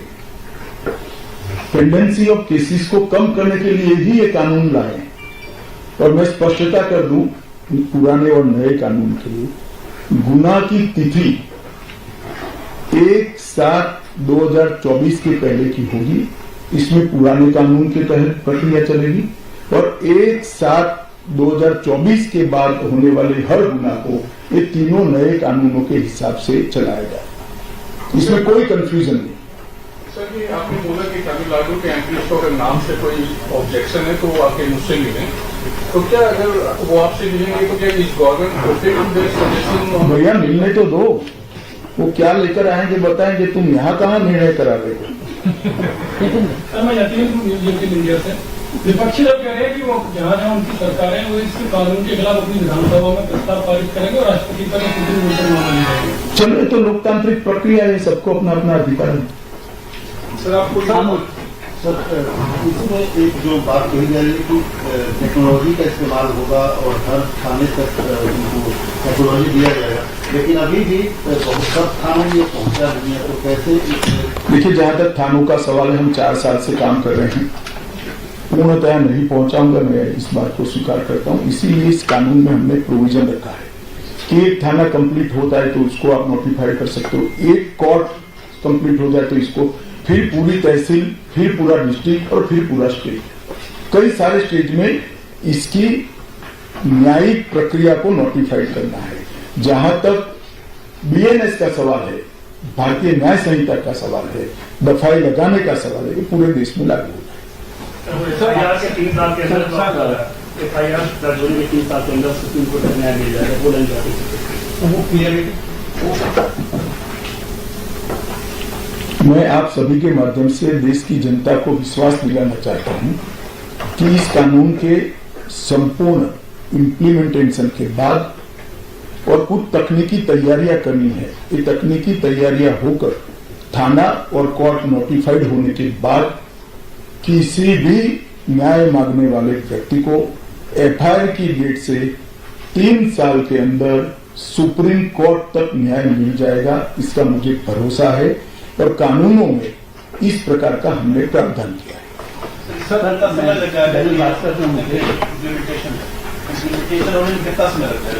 देखिए, मैं मानता हूं कि हम 15 अगस्त के पहले सारे यूपी में इसको कंप्लीट कर देंगे। यूपी में दिल्ली भी आता है और उसके बाद हर जिला एक एक तैयार होता जाएगा, वो होता है। इम्प्लीमेंटेशन आप पहले समझ लीजिए, बीएनएस और बीएनएसएस, इसके लिए इम्प्लीमेंटेशन में कुछ तैयारी की जरूरत नहीं है। जहां तक बीएसए, भारतीय साक्ष्य अधिनियम है, इसके लिए कोर्ट में काफी सारी तैयारी करनी है, मगर 2020 से ही सुप्रीम कोर्ट के साथ चर्चा कर सुप्रीम कोर्ट मॉडर्नाइजेशन का एक बड़ा प्रोग्राम दी है और वहां पर भी काफी सारा काम हो चुका है, सॉफ्टवेयर भी तैयार हो चुका है। सर बात करते हैं मुकेश भाई, एक डिस्क्रिपेंसी है कि पुराने कानून में ये प्रोविजन था कि अगर कोई पुरुष के साथ दुराचार करता है तो उसका सेक्शन 377A था, वो खत्म हो गया, लेकिन उसके बाद कुछ मामले ऐसे आ गए हैं जो इस तरह के केस दर्ज हुए। क्या कोई संशोधन का प्रस्ताव है? संशोधन तो नहीं, मगर इसमें सुप्रीम कोर्ट का एक जजमेंट पे है, इसके इंटरप्रिटेशन का सवाल है, हम सुप्रीम कोर्ट से चर्चा जरूर करेंगे इसको। सर जी, आपने जो कहा कि तमिलनाडु के एमपी आकर मिल सकते हैं आपसे, कुछ ऑल पार्टी ऐसी मीटिंग भी हो सकती है अगर कोई बुलाने का आपका? ऑलरेडी हो चुकी है, ऑल पार्टी कमेटी में होती ही है, और आपको सबसे पहले बड़ी संशय लगता है, आप मिल जाओ मुझे अकेले। दीपक चंद्रन सर पीटीआई से सर एफआईआर दर्ज करना एक महत्वपूर्ण बात होती है, तो थानों में जो पुलिस अधिकारी हैं उनको इस कानून के बारे में प्रशिक्षित करने का काम कब तक पूरा होगा? भैया आप शायद सुने नहीं, 6,20,000 पुलिस कर्मचारियों का ट्रेनिंग हो चुका है, और हमारे यहाँ 17,000 के करीब कितने हैं वो क्या जी थाने? 17,000 थाने हैं, उसमें 6 लाख कर्मचारियों का ट्रेनिंग कंप्लीट हो चुका है और रिट्रेसर कोर्स भी हो चुका है। सर मैं इधर नीलू रंजन दैनिक जागरण सर आज से लागू हुआ है, तो कितने कोर्ट या कितने थाने नोटिफाइड हो गए हैं जो इसके पूरी तरह से काम करने लगे हैं? और फॉरेंसिक का बहुत महत्व है। जनवरी में आपने कहा था कि केवल 75 जिलों में जो 885 जिले हैं पुलिस के, उसमें फॉरेंसिक मोबाइल बैंक है। अब कहाँ तक वो बात पहुंची है, कितने जिलों में पहुंची? देखिए ऐसा है कि मैंने जो कहा वो तैयारी में समय लगेगा, तब तक दिल्ली में एक हमने मॉडल लिया है जिसमें फॉरेंसिक अधिकारियों को किट के साथ तैयार करा है। ज्यादातर मामलों में फॉरेंसिक वैन की जरूरत नहीं, किट से भी हम सैंपल ले सकते हैं, और इसकी संपूर्ण योजना बनाकर इसका पूरा ट्रेनिंग हो चुका है। और हमारी जो यूनिवर्सिटी है फॉरेंसिक साइंस यूनिवर्सिटी, इसने इसका पूरा सिलेबस भी बनाया है, और पुलिस, कोर्ट और वकील तीनों का ट्रेनिंग भी किया है। सर क्योंकि आज से ये तीनों कानून लागू हो चुके हैं देश के अंदर, आपने कई फीचर्स और कई धाराएं बताई हैं जो कई लोगों को सहूलियत भी देंगे। गृह मंत्रालय का क्या एस्टिमेट है कि अपराध इससे कितना कम हो जाएगा देश के अंदर आने वाले कुछ समय? देखिए इमीडिएट मैं कुछ कह नहीं सकता, परंतु इससे दोष सिद्धि का प्रमाण जब बढ़ेगा, 90% तक लोगों को सजा कर पाएंगे, तो निश्चित रूप से अपराध कम होगा। इसके अंदर कई धाराओं में बार बार अपराध करने वालों के लिए ज्यादा सजा का भी हमने प्रावधान किया है। बार बार जो सजा करते हैं आदतन अपराधी है, उनके लिए भी एक प्रोविजन है। सर ये जो डेटा पुलिस वाले रिकॉर्ड करेंगे, ऑडियो वीडियो रिकॉर्डिंग, वो स्टोर कहाँ पे करेंगे? उसकी जो सैंक्टिटी है वो कैसे एस्टैब्लिश होगी? चेन ऑफ कस्टडी जो होती है, ये तो लिखित की भी कैसे सैंक्टिटी होगी? नहीं सर, डेटा में ब्रीच का वो होता है ना स्कोप है? डेटा अरे लिखित बयान जो होता है वो लिखित बयान भी चार्जशीट के साथ जोड़ना होता है, और डेटा को स्टोर करने की लीक प्रूफ सिस्टम की है। रिकॉर्डिंग करने वाले और सिस्टम में अपलोड करने वाले दोनों की जवाबदेही भी इसमें निश्चित की गई। क्लैरिफिकेशन सर, आपने कहा कि 96-46 मेंबर्स को सदन से निकाला गया था, लेकिन उनके लिए एक स्पेशल ऑप्शन दिया था कि वो आके अपनी बात कर सकते हैं, यही ना? नहीं, वो संपर्क करते तो तुरंत हम तो परमिशन देंगे। कितना लोगों ने ऑप्शन आता है वो? एक में भी नहीं देते। पुलिस वाले एफआईआर नहीं लिखते, उनके खिलाफ भी कोई कार्रवाई? एफआईआर के बाद ही तो सारी सवाल नहीं है, ई एफआईआर हो सकती है, आप आपके मोबाइल से एफआईआर रजिस्टर्ड करा सकते हो, जाने की जरूरत ही नहीं है, और वो ऑटोमेटिक सर्वर पर आ जाएगी, पुलिस को लेना ही लेना है, सर्वर हैंग नहीं कर सकता कोई। होम कमेटी में मिस्टर एलएमओ का है ना, पीओके में दोनों के, एलएमओ के भी थी, चिदम्बरम साहब के भी थी। परसेंटेज मुझे मालूम नहीं, मैं कमेटी का मेंबर नहीं हूँ, मगर लगभग 95% से ज्यादा सजेशन मान दिए गए। एक छोटा सा डाउट था कि टेरर जो है ये यूएपीए और बकोका जैसे ऑर्गेनाइज्ड क्राइम, इसको करने की जरूरत क्या है? इसको करने की इसलिए जरूरी है कि हमारी सरकार का पॉलिसी है टेरर के खिलाफ जीरो टॉलरेंस का। कई सारे टेरर के इंसिडेंट ऐसे होते हैं जिसका षड्यंत्र देश के बाहर होता है, अगर इसके अनुकूल व्याख्याएं नहीं होती है तो कई जगह पे अपराधियों को इसका फायदा मिलता है, वो छूट जाते हैं और पुलिस हाथ पे हाथ धरती है। मैं गुजरात में गृह मंत्री था, हमारे यहाँ बम धमाके हुए थे, 58 लोग मारे गए थे। वो बम धमाके में सारा षड्यंत्र बाहर हो गया। सारे के सारे लोग सूरत में सिमी के एक्टिविस्ट थे, उन पर केस दर्ज किया गया और वो छूट गए, क्योंकि टेरर की कोई स्पेसिफिक व्याख्या नहीं। मैं मानता हूं कि इस देश को टेरर फ्री कराना हम सबका लक्ष्य होना चाहिए और जो टेररिज्म में लिप्त है उसको कठोर से कठोर सजा जल्दी से जल्दी होनी चाहिए। सर ये आज से कानून लागू हो गया है, लेकिन कई बाकिया के कि हम सरिया कानून को मानते हैं, लोग पिटाई जिस तरह से बंगाल में पुराने हुआ है, तो ये नया कानून उस पर लागू होगा या पुराना ही कानून से बंगाल वाला घटना की जांच होगी?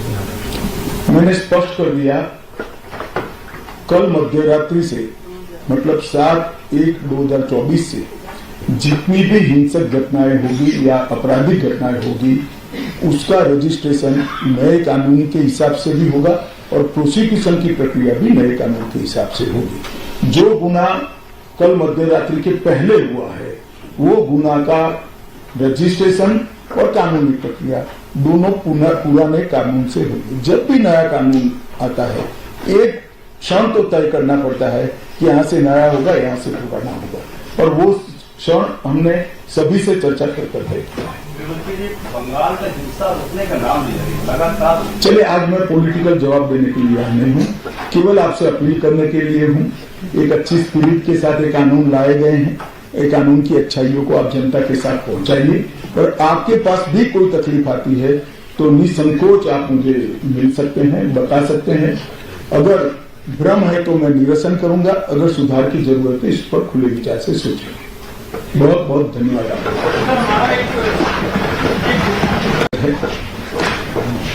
आज आप सभी को यहाँ देश में जो क्रिमिनल जस्टिस सिस्टम के 3 नए कानून आज से अमल में आ रहे हैं, इसके लिए आप सभी को निमंत्रित किया है। देश की जनता को सबसे पहले मैं बहुत बहुत बधाई देना चाहता हूं कि लगभग आजादी के 77 साल बाद आपराधिक न्याय प्रणाली, हमारी क्रिमिनल जस्टिस सिस्टम पूर्णतया स्वदेशी हो रही है और भारतीय इथोस के आधार पर ये चलेगी। 75 साल के बाद इस कानूनों पर विचार हुआ और ये कानून जब आज से हर थाने में अपना काम करना चालू करेंगे तब अंग्रेजों के बनाए हुए कानून निरस्त होकर भारत की संसद ने बनाए हुए कानून आए। दंड की जगह न्याय लेगा, देरी की जगह स्पीडी ट्रायल और स्पीडी जस्टिस मिलेगा। और पहले सिर्फ पुलिस के अधिकारों की रक्षा की गई थी, अब पीड़ितों के अधिकारों की रक्षा और जो कंप्लेनेंट है इसके भी अधिकारों की रक्षा करने का काम होगा। तो एक नए नजरिए के साथ ये तीनों कानून आज सुबह से ही मतलब कल मध्य रात्रि से काम करना शुरू किए हैं। अब इंडियन पिनल कोड, जिसको आईपीसी कहते थे, 1860 से जो कानून था इसकी जगह बीएनएस भारतीय न्याय संहिता आएगी। क्रिमिनल प्रोसीजर कोड, जिसको सीआरपीसी कहते थे, जो 1898 से अमल में था, इसकी जगह भारतीय नागरिक सुरक्षा संहिता बीएनएस आएंगे। और इंडियन एविडेंस एक्ट 1872 से जो इस देश की क्रिमिनल जस्टिस सिस्टम को गवर्न करता था, इसकी जगह भारतीय साक्ष्य अधिनियम बीएसए लागू होगा। तो बीएनएस, बीएनएसएस और बीएसए के लागू होने से पूरी न्याय प्रणाली का आपराधिक कानूनों की पूर्णतया इसके अंदर हम कह सकते अब भारतीय आत्मा है। इसके ढेर सारे प्रावधान ऐसे किए गए हैं जिससे कई समूहों को फायदा होगा। कई सारी दफाएं जो अंग्रेजों के समय से विवाद में रही, इसको हटाकर आज के समय के अनुकूल धाराएं जोड़ी गई है और कई सारी ऐसी चीजें जिससे भारतीय नागरिकों को परेशानी थी, इसको हटाकर नए प्रावधान किए गए हैं। सबसे पहले हमने इसमें हमारे संविधान के स्पिरिट के तहत दफाओं की और चैप्टर्स की प्रायोरिटी तय की है। सबसे पहली प्रायोरिटी महिलाओं और बच्चों के अपराध को दी गई है और मैं मानता हूं कि एक करने की बहुत समय से पहले जरूरत थी। एक पूरा अध्याय इसमें जोड़ा गया है जिसमें 35 धाराएं हैं और 13 प्रावधान हैं, जिसमें गैंग रेप के लिए अब 20 साल की सजा या तो कारावास, आजीवन कारावास, नाबालिग के साथ बलात्कार में मौत की सजा, झूठा वादा पहचान छिपाकर शोषण करने वालों के लिए भी अलग से अपराध बनाया गया है। पहले सुप्रीम कोर्ट के जजमेंट से चलता था। पीड़िता का बयान उसके घर पर महिला अधिकारियों की उपस्थिति में और अपने परिजनों की उपस्थिति में लेने का भी प्रावधान किया है और इसके साथ साथ ऑनलाइन एफआईआर की व्यवस्था से भी ढेर सारी उत्पीड़न का सामना कर रही महिला एम्ब्रेसमेंट से बच पाएगी, ऐसा हमारा मानना है। सालों से देश भर में मॉब लिंचिंग के अपराध के लिए कानून में कोई प्रावधान नहीं था। प्रावधान करने की मांग होती थी। पहली बार मॉब लिंचिंग को परिभाषित किया गया है। नस्ल, जाति, समुदाय, लिंग, जन्मस्थान, भाषा और अन्य कारणों से जो मॉब लिंचिंग होता है, इसमें 7 वर्ष के कारावास से लेकर मृत्यु की सजा और आजीवन कारावास तक इसके अंदर जोड़ा गया है। तो बहुत बड़े समय से जो मांग थी वो पूरी होने जा रही है। वाद एक ऐसा कानून था जो अंग्रेजों ने अपने शासन की रक्षा के लिए बनाया, चाहे महात्मा गांधी हो, चाहे तिलक महाराज हो, चाहे सरदार पटेल हो, सभी लोग यही कानून के तहत 6-6 साल की सजा काटे। इसी कानून के तहत केसरी पर प्रतिबंध लगाया गया था। वो अपने राज्य की सुरक्षा के लिए अंग्रेजों ने बनाया हुआ कानून था।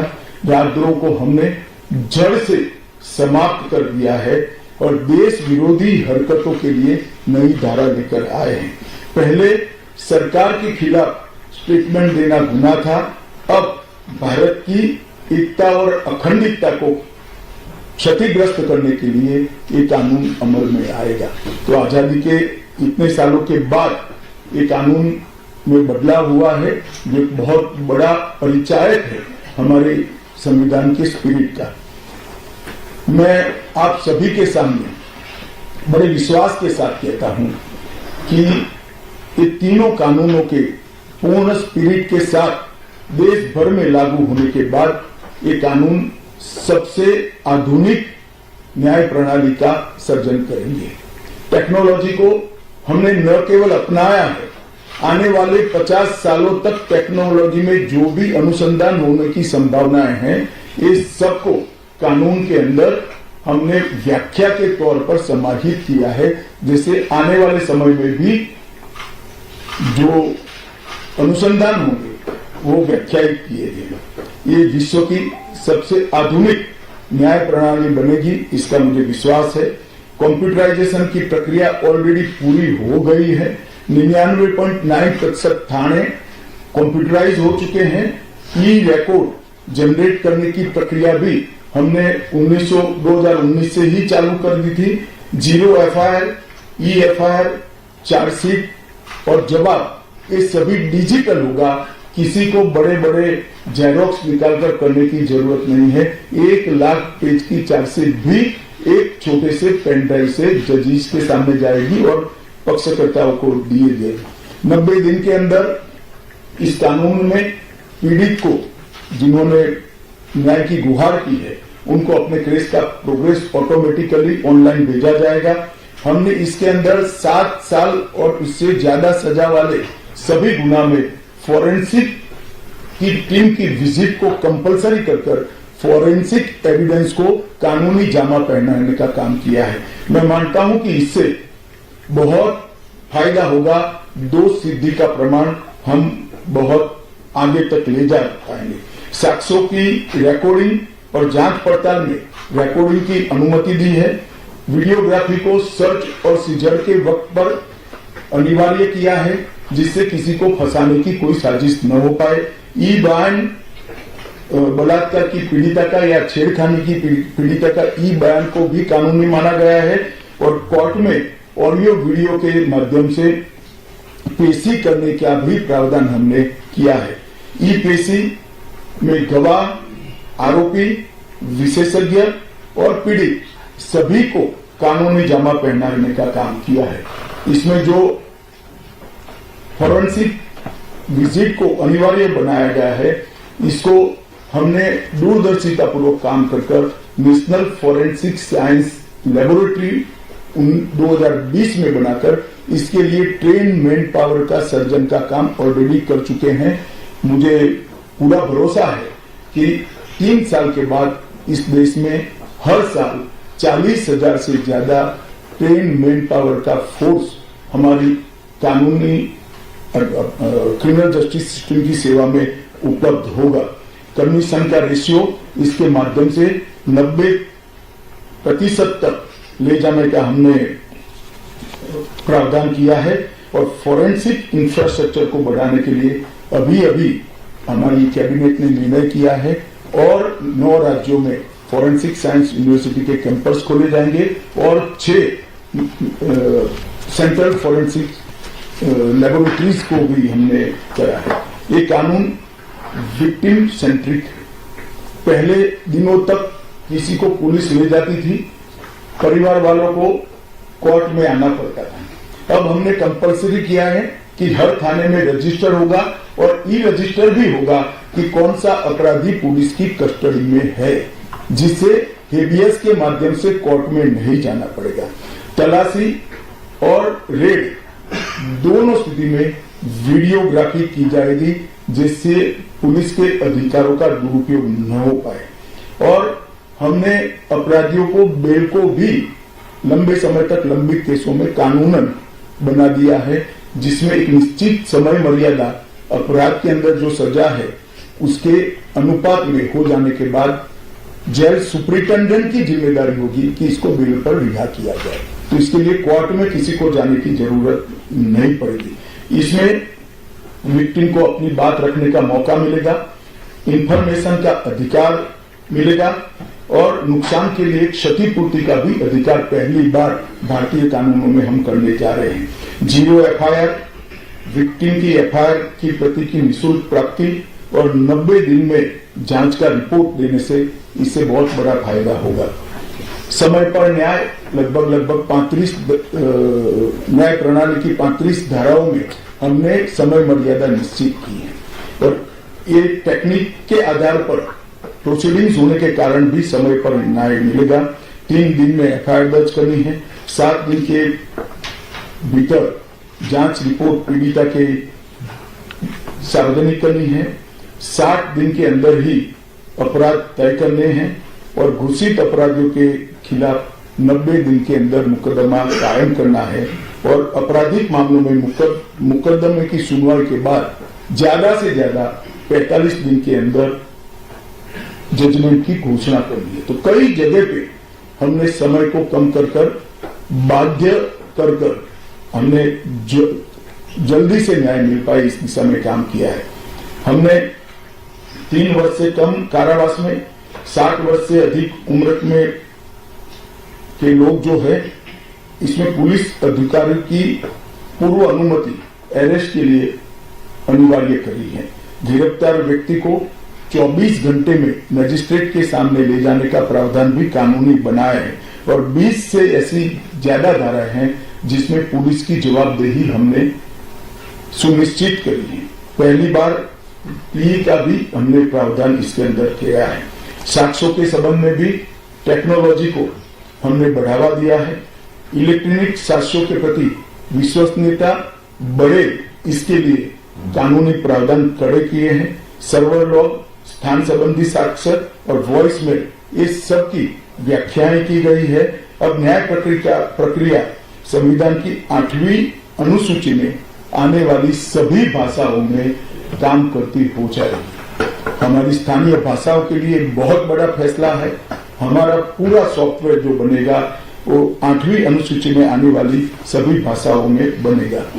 कानून बनने के बाद, संसद में पारित करने के बाद तैयारी के लिए ढेर सारा प्रयास भारत सरकार के गृह मंत्रालय और हर राज्य के गृह मंत्रालय और जस्टिस मंत्रालय ने किया है। लगभग 22.5 लाख पुलिस कर्मियों की ट्रेनिंग के लिए 12,000 मास्टर ट्रेनर्स बना दिए गए।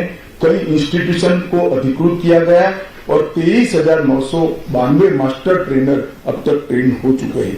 जुडिशरी में 21,000 सबऑर्डिनेट जुडिशरी का ट्रेनिंग हो चुका है और इसके लिए भी आगे पर मास्टर ट्रेनर्स की कई बैच स्थानीय भाषाओं में तैयार हो गई है।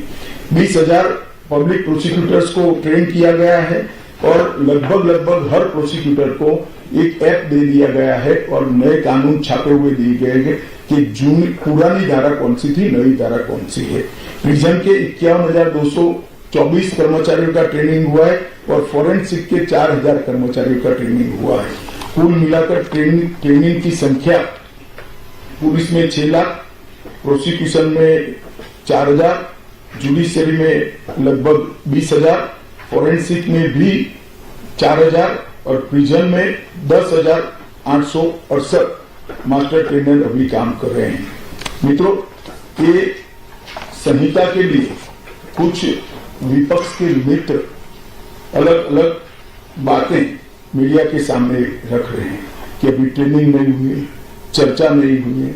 मैं आप सभी को बताना चाहता हूं कि लोकसभा में कुल मिलाकर 9 घंटा और 29 मिनट चर्चा हुई। 34 सदस्यों ने इसके अंदर पार्टिसिपेट किया है। राज्यसभा में 6 घंटा और 70 मिनट चर्चा हुई।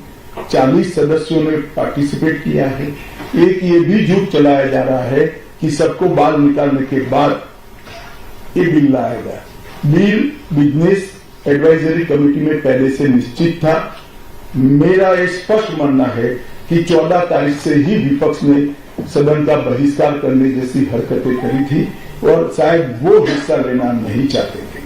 और दोनों सदनों में 14 तारीख में लोकसभा में 96 और राज्यसभा में 46 सदस्यों ने ऐसी हरकतें की जिससे पीठासीन अधिकारी उनको बाहर करने के लिए मजबूर हो जाए। फिर भी एक ऑप्शन था। ये बहुत बड़ा दूरगामी परिणाम लाने वाला कानून था। वो एक कानून के लिए स्पेशल अंदर आकर चर्चा में अपना मत रख सकते थे। इसके पहले भी मैंने 2020 में सभी सांसदों को पत्र लिखकर उनके सुझाव मांगे थे। सभी मुख्यमंत्रियों को पत्र लिखकर उनके सुझाव मांगे थे। सभी सुप्रीम कोर्ट के सम्मानीय न्यायाधीशों को पत्र लिखकर उनके सुझाव मांगे थे। सभी हाईकोर्ट के चीफ जस्टिस को पत्र लिखकर सुझाव मांगे थे। गृह सचिव जी ने सभी आईपीएस अफसरों से सुझाव मांगे थे। सभी कलेक्टर से सुझाव मांगे थे और ये सब सुझाव मिलाकर मैंने खुद अधिकारियों की बैठक को अलग करे तो मैंने खुद 158 बार इसकी मीमांसा कर बैठक कर विचार कर एक बिल बनाया। ये बिल को भी संसद ने ऐसे ही पारित नहीं किया है। गृह विभाग की समिति के पास ये बिल को भेजा गया। 2.5 महीना या तो 3 महीना इस पर विशद चर्चा हुई। सभी दल के सांसदों ने इसके अंदर हिस्सा लिया है, अपने सुझावों को रखा है। 4-5 पॉलिटिकल स्टाइल के सुझाव छोड़कर मैं दावे से कह सकता हूं हर सुझाव को समाहित कर 93 बदलाव कर बिल को फिर से कैबिनेट ने पारित किया और पारित करने के बाद सदन के सामने रखा गया। इतने बड़े सदियों के बाद हो रहे सुधार को पॉलिटिकल कलर देना मैं मानता हूं ठीक नहीं है। मेरे तो सभी विपक्ष के साथियों से विनती है, पॉलिटिक्स करने के ढेर सारे मुद्दे हैं, आराम से करिए पॉलिटिक्स, कोई चिंता नहीं, हम भी जवाब देंगे। मगर ये कानून देश के 140 करोड़ नागरिकों को संविधान का जो स्पिरिट है, न्याय और आत्मसम्मान, वो समय पर दिलाने की एक एक्सरसाइज है। तो आप सभी लोग इसमें कोऑपरेट करिए। और मैं मानता हूं कि जिसको भी कुछ कहना है, मेरा दफ्तर हमेशा खुला है, मैं अवेलेबल हूं। मिलने से पहले रोड पर जाना मैं मानता हूं ठीक नहीं। चर्चा करनी चाहिए, कुछ भी हो बात करनी चाहिए। और मेरा स्पष्ट मत है जो मैं आज बेबाक तरीके से आप लोगों के सामने रखना चाहता हूं, रिकॉर्ड के आधार पर कह सकता हूं, मैं भारत के आजादी के बाद किसी भी कानून पारित कराने के लिए इतनी लंबी चर्चा का प्रोसेस नहीं हुआ है, ये मैं रिकॉर्ड पर कहने के लिए तैयार हूं। 4 साल तक इस कानून पर विचार हो, और अगर आपको अभी भी कुछ कहना है तो आप जरूर आइए, मैं सुनने के लिए तैयार हूं। मगर कृपया इस कानून को पब्लिक तक इसकी सेवा करने देने का मौका देना चाहिए। समय पर न्याय मिलेगा तो देश का भला होगा, संविधान की सुरक्षा और आत्मसम्मान की भावनाओं को नागरिक प्राप्त कर पाएंगे तो देश का भला होगा। और सबसे बड़ा बदलाव है, हमने थोड़े धैर्य के साथ टीथिंग प्रॉब्लम को देश की जनता ने भी बड़े धैर्य के साथ लेकर सिस्टम को सुधारने का मौका देना चाहिए। और मैं सभी दलों से भी कहना चाहता हूं कि राजनीति से ऊपर उठकर आप इसका समर्थन करिए और जो भी सुझाव जनता के हित में है लेकर आइए। हम इस पर चर्चा करने के लिए तैयार हैं। आप लोगों के मन में कोई बात है तो आप जरूर पूछ सकते हैं। सर, मैं नीरज पांडे हूँ। मेरा सवाल है, सर, पहले के कानून में किसी भी आरोपी को गिरफ्तार किया जाता था तो 15 दिन के रिमांड की व्यवस्था थी। अभी जो नया कानून है उसमें